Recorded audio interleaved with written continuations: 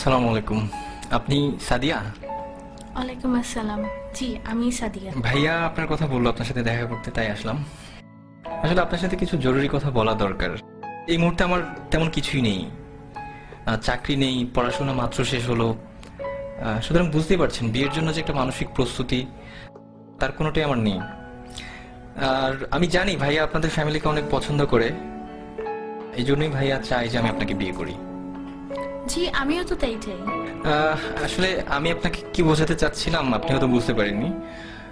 বাবা মা মারা যাওয়ার পর থেকে ভাইরা আমার দেখাশোনা করেছে বা এখনো করছে, কিন্তু এই কৃতজ্ঞতা স্বরূপ তো আমি আপনার মতো একজনের ভবিষ্যৎটাকে অন্ধকারে ঠেলে দিতে পারি না। আপনি অন্ধকার বলছেন কেন?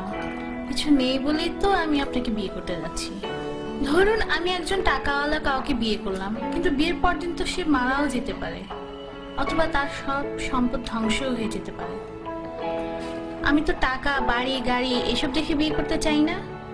আমি চাই একজন ভালো মানুষ। তাছাড়া আজকালকার ছেলেদের যে অবস্থা, তারা যেভাবে চলাফেরা করে, এদের মধ্যে তো ভালো ছেলে পাওয়াটা খুবই মুশকিল। আমি যতটুকু জেনেছি আপনি একজন বিশ্বাসী মানুষ এবং প্র্যাকটিসিং মুসলিম। কিন্তু একটা ব্যাপার কি দেখেন, জীবনে চলতে টাকাটা অনেক বেশি জরুরি। আত্মীয় স্বজন কিংবা বন্ধু বান্ধব যেখানেই যান না কেন, অর্থ ছাড়া আপনি কোনো দাম পাবেন না। আপনি কি মনে করেন যে এই ইটের জেলখানার ভিতরে সুখ আছে? সেখানে আছে মোহ, আছে লোভ, লালসা আর নষ্টামি। তারা সম্পদের পিছনে ছুটতে গিয়ে নিজেদেরকেই হারিয়ে ফেলে। স্বামী স্ত্রীর মাঝে কোনো ভালোবাসা নেই।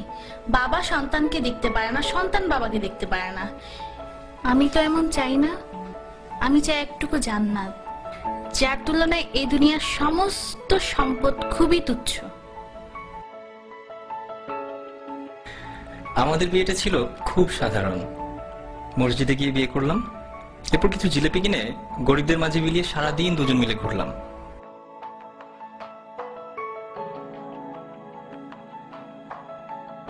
আপনি জানতে চাইতে পারেন কি ছিল আমাদের মাঝে? কিছুই না, একটি শক্তিশালী বিশ্বাস মাত্র।